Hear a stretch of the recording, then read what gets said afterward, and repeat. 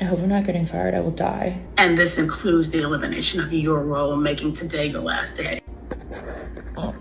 Getting fired or laid off while still having to pay bills is an experience. A grown-ass experience. And don't let you not have no money saved up. I got laid off last December, and the worst part about not having a job is the insane guilt that I wake up with and go to bed with every single night. Right now, the job market is collapsing, and it's completely out of control. Mass layoffs are exploding across nearly every industry, and the scariest part is most people still think their job is safe. In this video, we're gonna see what's actually happening, real people filming themselves firsthand getting fired or laid off in real time. Others are still struggling just to find work, and some are even opening up about how it's affecting their lives mentally, emotionally, and even financially. But this isn't just about watching things fall apart. I'm actually gonna show you how to prepare yourself, because most people getting fired isn't just a bad day, it's total financial devastation. So I'll walk you through how to build a cushion before it happens, how to survive it if it already has, and the biggest mistakes people make during a layoff panic. Because regardless of whether you feel secure in your job or not, you need to see what's coming. Now, if you guys have any advice about getting laid off or fired, as well as even job security, please let me know about it down in the comments section below. I'd love to read it. I'm sure everyone else would like to know about it too. But otherwise, let's get right into today's episode. Microsoft laid me off, and they laid off an additional 9,000 employees this week. So if you're watching this and you just lost your job, welcome to the club. The tech job market has been terrible for years, and it's continuing to get worse because these companies are only caring about money and not supporting the people who have been literally making them who they are. Losing your job is scary, and this job market is scary, but honestly, I've never been happier since losing my job at Microsoft, because I honestly didn't realize how much it was driving up my anxiety and depression. Even though I haven't been able to find a job in over a year, and I'm giving up my independence in Seattle and moving to a whole different state to move in with my dad, I've still been able to pursue the things I've always wanted to do, like be creative and make content. I would have never made a leap of faith like this, so I'm kind of glad I was forced to pursue my passions. My life isn't worth wasting in a place where I'm not supported and bringing me down constantly, and now I feel like I'm free and I can finally breathe. Don't be afraid to let yourself heal and stay away from LinkedIn. I mean, he's definitely got a good approach to getting laid off, because I think for the overwhelming majority of people, like we're probably going to see, getting laid off is devastating. It's like total financial destruction for most people, because majority of people have lifestyle creep, and they pretty much spend every penny that they get from their paycheck and are practically living paycheck to paycheck, regardless of their salary. And that's why later on in the episode, we're going to cover ways to protect yourself so that if, God forbid you do get fired or laid off from your job, it won't hurt as much, or for some people at all, which is incredible here. But what's interesting is, when I was a kid or younger, you'd always aspire, or at least I did, to get to work at those really cool jobs. It's like a flex to say, I work at Microsoft, I work at Apple, I work at,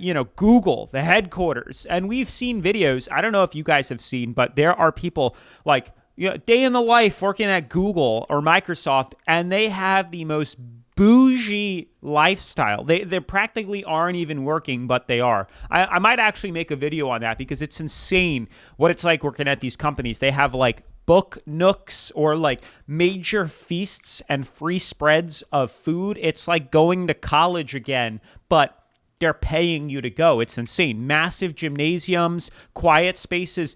It's awesome. It really is awesome working at some of these companies here. But, as I get older, I come to find out these companies do not care about you at all. And I don't know how it is. I've worked at, some mom and pop places. My fiance's worked at some mom and pop places, as well as, or some smaller businesses, as well as major corporations with, 2,000, 3,000 employees. And they're entirely different. One, you could go both ways, but typically with a lot of these corporations, they don't tend to care about you as much. You're just a number on a piece of paper. Employee number 4,052. You know what I'm saying?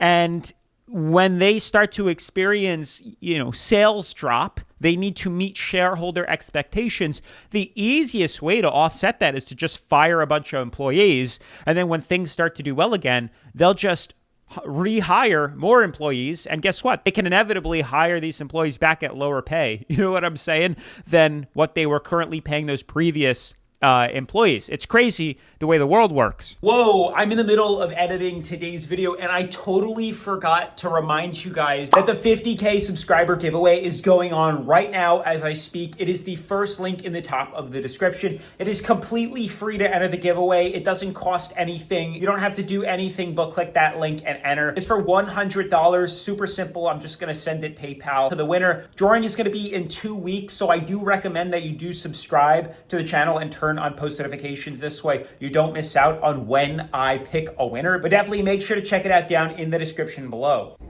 I got a random meeting on my calendar. I feel like, and there's a bunch of them on this other lady's calendar. I hope I'm not getting fired. I will die.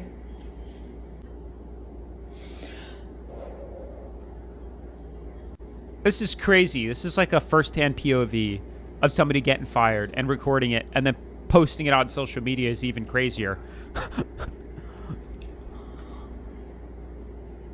Someone else is in there. I'm getting fired. Oh my God, I'm getting fired. Hello. Good morning, Decker. Good morning. How are you? Fine, thank you. I asked, who I think you know, so join us for this call. She is our HR representative. We've got some updates we'd like to share with you this morning. Okay. So as you know, we have been working with to help us identify the best way forward for this last period of time. And while we originally believed that we would be integrating we've instead determined that it was best for us to refocus the agency. She sounds like she's reading like a full-on script, this HR lady. Like none of this sounds authentic. It's like she's got one that she's been reading out to every single person. It's not genuine or authentic at all. It's hysterical. Independent agency, and in doing so, we've initiated a buyback of it. Like just get to the point. Unfortunately, as you may know, the lack of growth and the decline in our client revenue has negatively impacted our business beyond what we can sustain. And it's forced us to make what are very difficult decisions to eliminate roles within the agency. And this includes the elimination of your role, making today the last day. Please know that it was a very difficult decision. You made meaningful important contributions to the last couple of years, and we have the utmost respect and gratitude for what you've done. It's all full of crap. Over to so she can take you through some of the next steps. Email meeting up shortly. And, once you get the chance to review and look everything over, please let me know. And I'm happy to answer any and all questions you may have. Okay. Thank you. I really appreciate it. Yeah. Thank you, Heather. I wish you the best. Thank you, you too. Bye. Bye.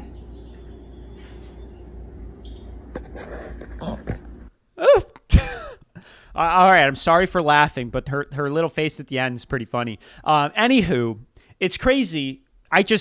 Job security doesn't exist, at least not in America. I don't know how it is in other countries. I've always heard like Japan, you get a job there, you're expected to you're going to work that job for the rest of your life. Pretty much. That is the job. Not sure how it is in the rest of the world, but job security is just gone. It's done. And especially with something like that, just get to the point. If you're going to fire me, just fire me. I don't care anymore. But it's hysterical how some of these companies, it's expected now that if you are going to quit and pursue a better career, you need to give us 2 weeks of, advance notice. And we are going to then squeeze as much work out of you as possible. But if we decide as a company to lay you off, we are not going to give you 2 weeks to find another job and make the switch easier. We're just going to say you're fired effective immediately. That's it. Pack your shit up and get out. And good luck to you. But it's hysterical how hypocritical it is that we are expected as an employee to be the nice one and give 2 weeks. Like it's always expected to fall on the employee or the customer, Any raises in inflation or prices that the business has gets dumped on us. And then we have stuff like this. And again, it gets dumped on us. It's totally ridiculous. Also, off topic, I don't know if you guys have noticed, but I did make a post saying that I finally figured out the settings on my camera. And no longer does the freaking camera focus on my hands. It focuses on my face and stays focused on my face. At least it was a little pet peeve of mine and my OCD. So I finally quenched my thirst to fix this. It's been driving me absolutely nuts. And now it looks really good. I don't know if you guys have noticed that. Anyway, I wanted to read a couple comments that people had left on that previous person's TikTok. And you can see here, anytime HR is on, it's a dead giveaway. You're getting fired. I know that voice, that lingo, that's corporate Erin. That's pretty funny. The amount of stress and anxiety work causes us is not normal. That's totally true. The way I would immediately clock out and use all my sick time and then reschedule my meeting. The fact it's, oh, there you go. Didn't I just say that? The fact it's effective immediately, but they want 2 weeks notice.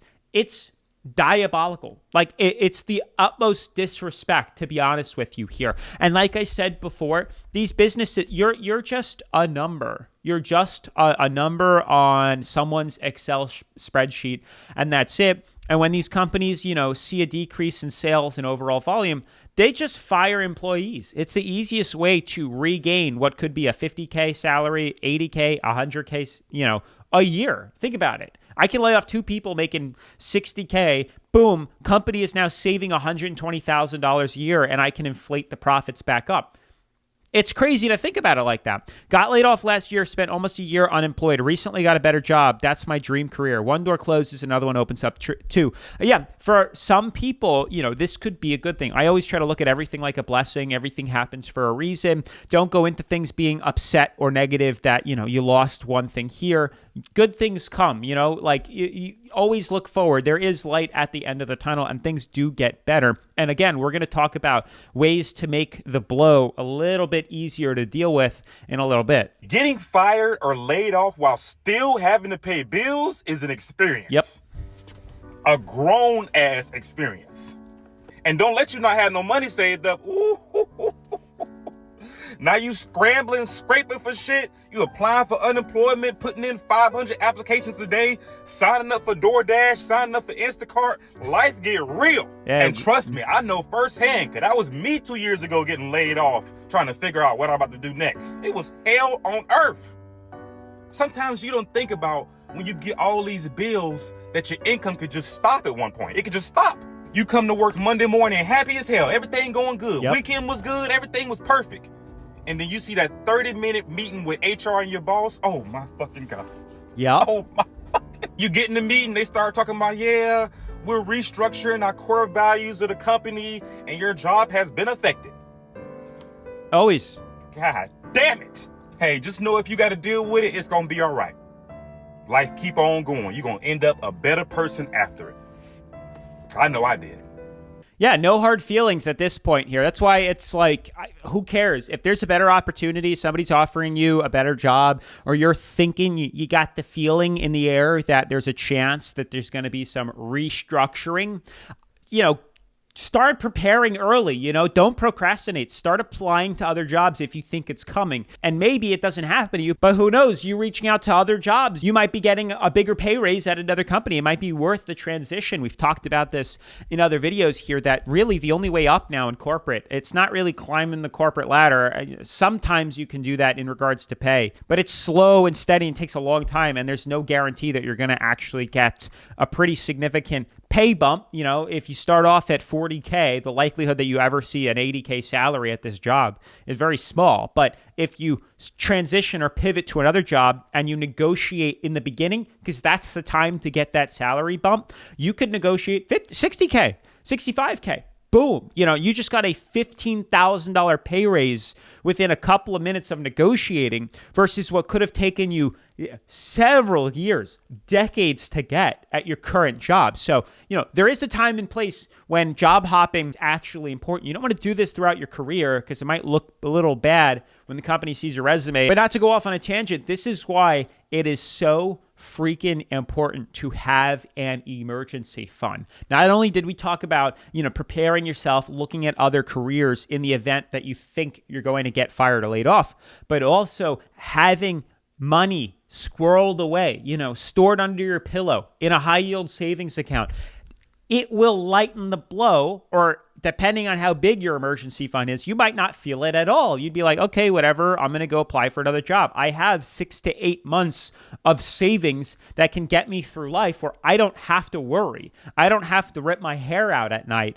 figuring out how I'm going to pay my credit card bills. I don't need to worry about going into debt or declaring bankruptcy. You know what I'm saying? And the sad thing is, I know so many people that give into lifestyle creep that cannot think ahead of the fact. So many friends, family members, coworkers, acquaintances, people that I've met that have gotten fired, and they just, live life like everything's okay. They go take out a 7-year car note and the payment is $700 a month, and they think everything is all dandy and totally okay.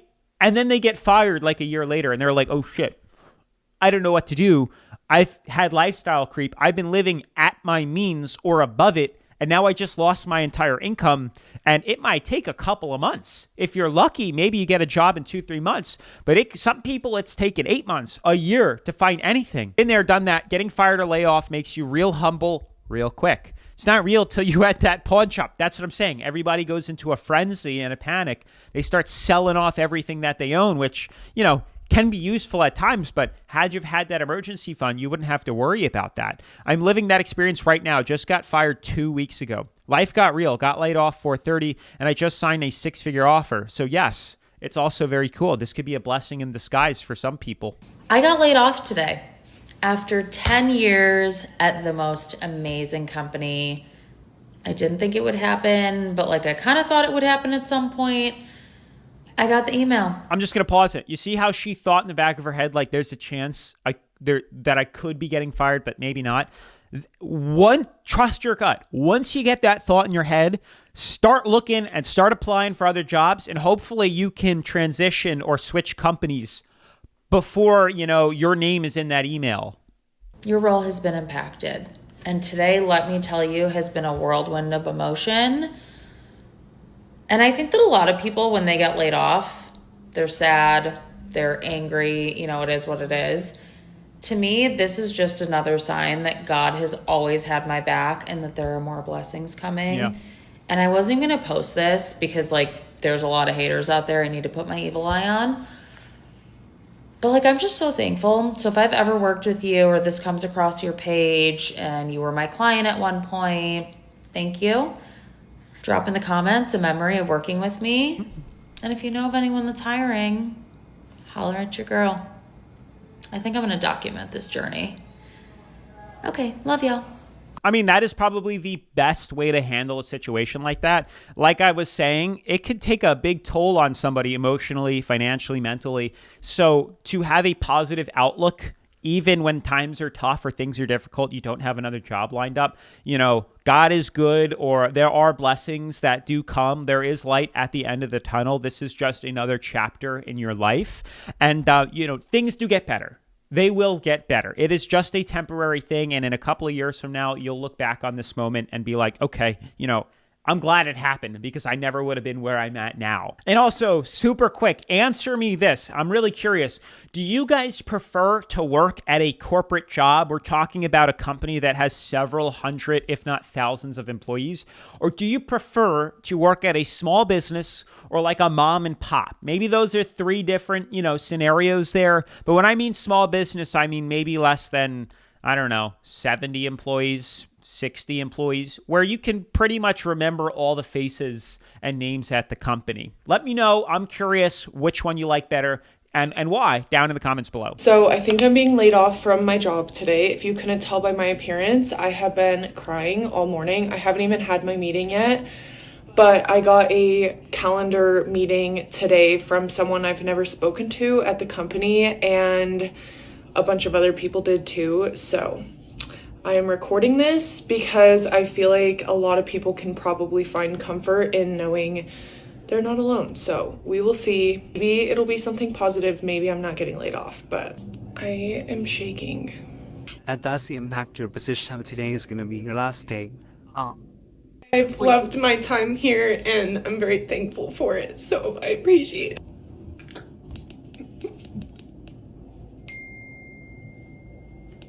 I did not think that that would be my last day. My laptop's not even working anymore for me to like save things. Like, you know, this is interesting because I made an episode a couple of days ago where we looked at people posting their salaries online. This was like a part 2. Highly recommend you check that video out. But some of you got like really offended or pissed off that I even mentioned having more than like one income source, like having a side hustle or something else that brings in extra money. Like some of you guys were so pissed off and mad that even the sheer audacity to mention having to, you know, work a second job or something to bring in an extra source of income is just, it shouldn't be like that in this day and age. Like we should be getting paid enough from our employer to live a very comfortable life. But unfortunately, I don't think that's the case anymore. I don't even know if it ever was. Maybe for some people that have good, high-paying jobs, that's feasible. But in my mind, especially as somebody who's self-employed, what I learned very early on is I need to have several income sources. I need to have several revenue streams because, you know, you can't take your income for granted. Things can happen. You find one well and eventually it runs dry. You find another and it might be flourishing and it can make tons of money and you just, you know, take as much money from it as you can. But in the back of my head, I know at some point it's going to run out. It is going to run dry. So, you know, for me, I try to have, as somebody who's self-employed, several income sources. I have several more that can support that one until I find another one to replace it. But a lot of people that work 9 to 5, that's it. That's all they work.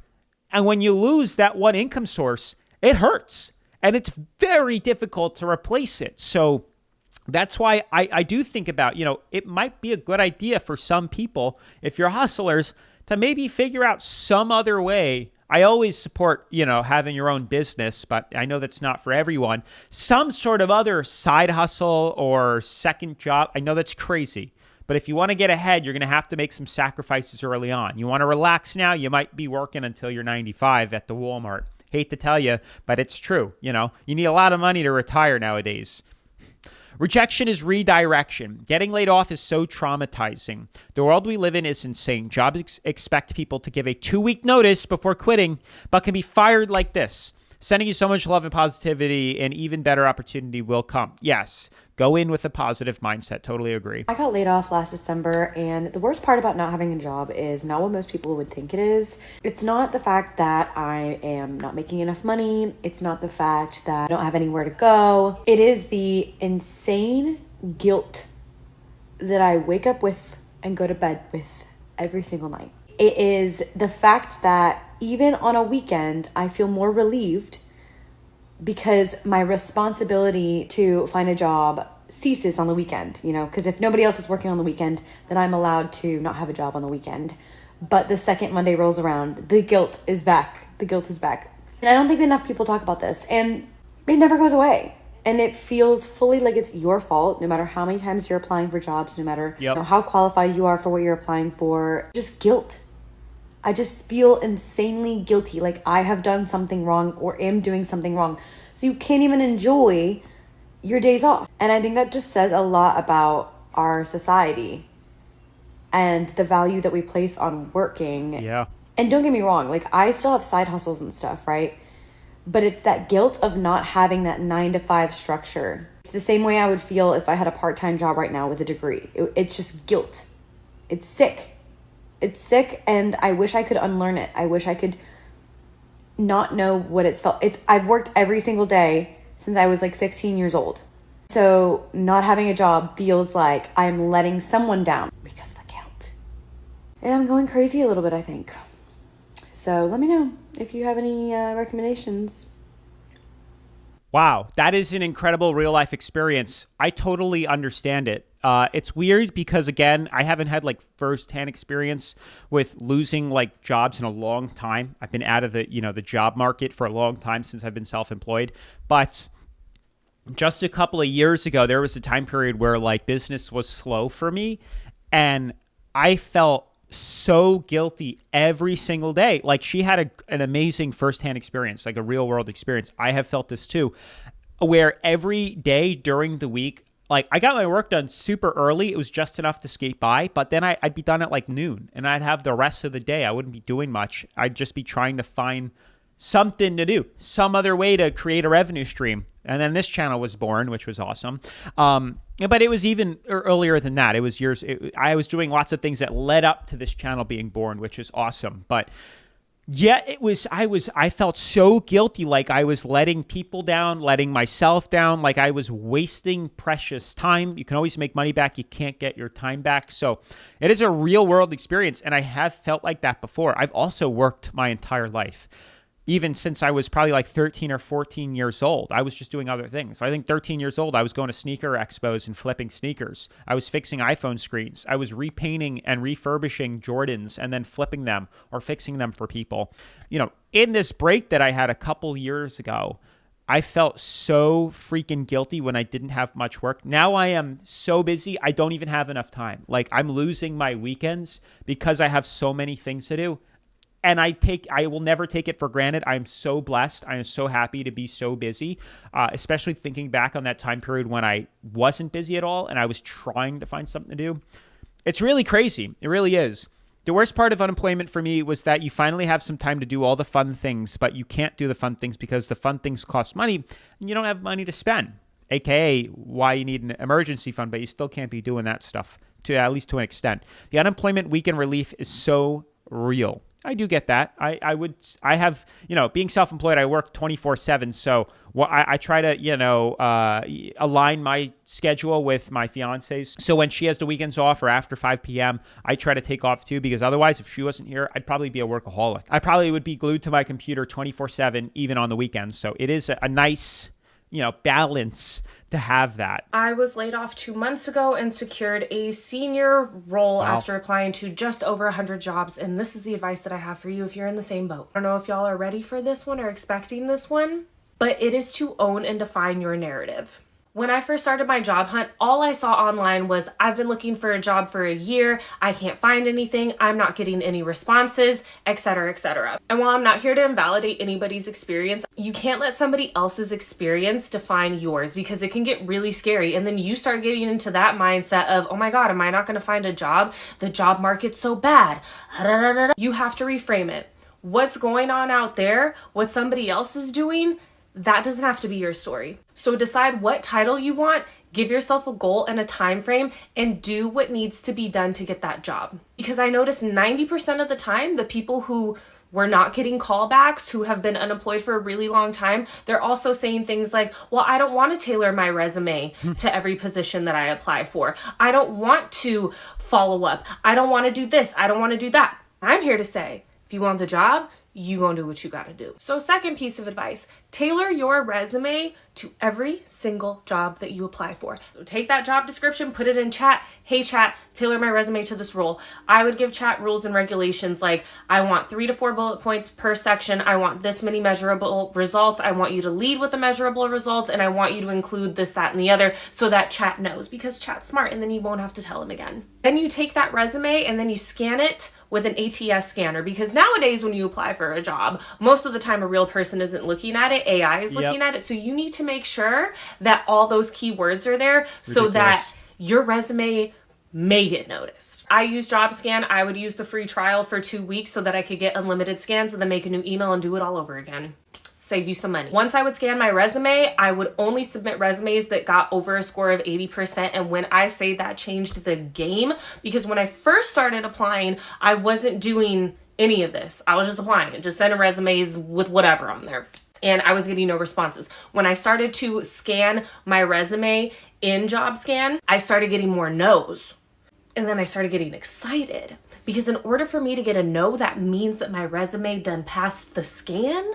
Now that I know it's passing the scan, a recruiter or a hiring manager is going to see it, which is what ended up happening. Third piece of advice, once you get that interview, that is your time to advocate for yourself. That is not a time to be shy or to talk about what your interests are. That is your time to say, hey, this is what I've done. This is how I've done it. This is why I've done it. And this is why I'm here.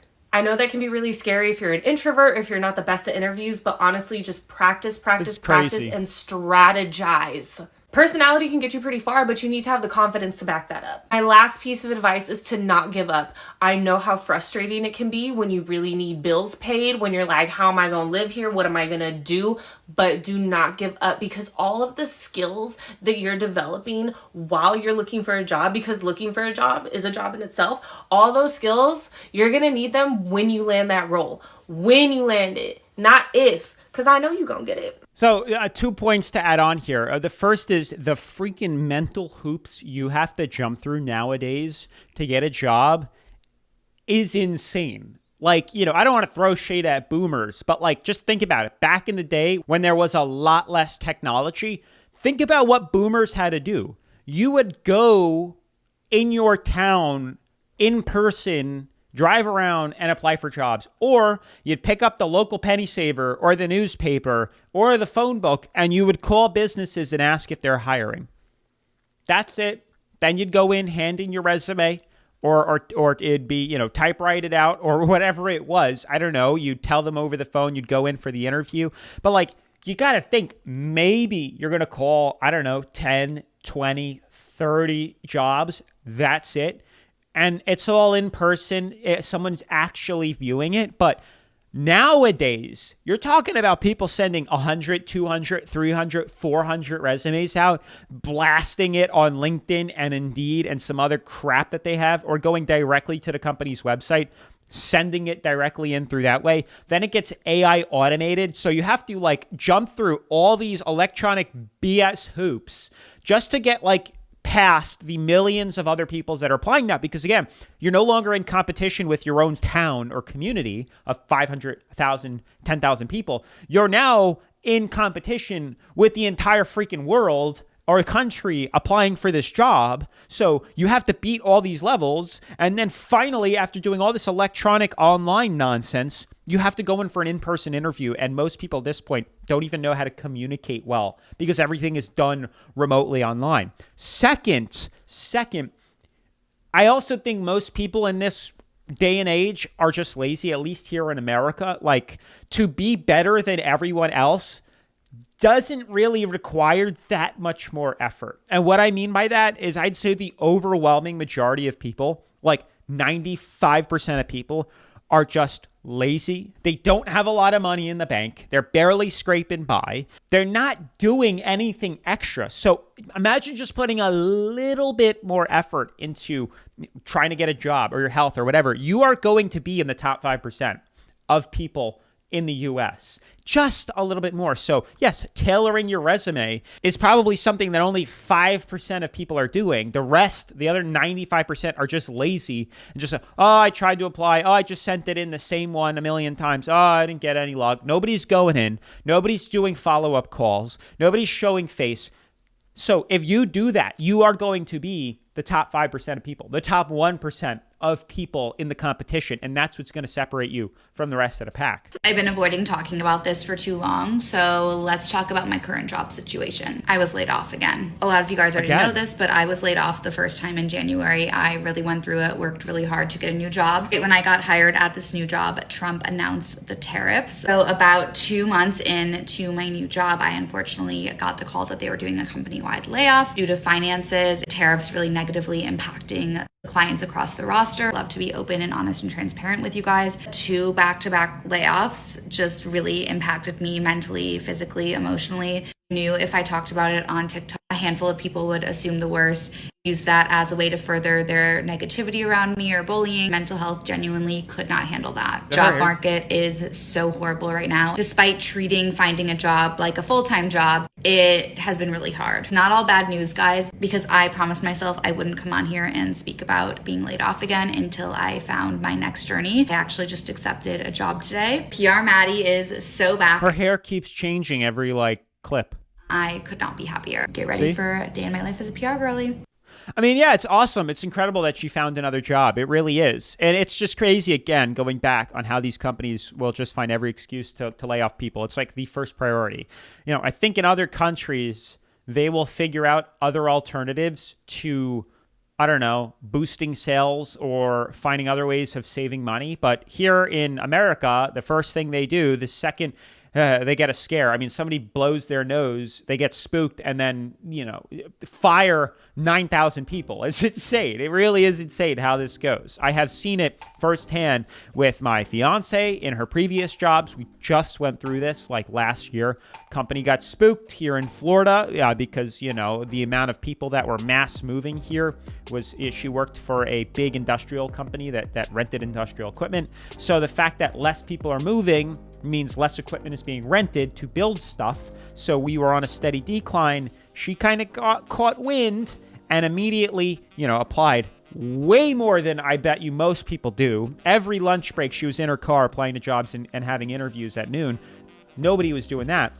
She was able to, pivot to an even better job, one that's amazing now, than the previous one. And guess what?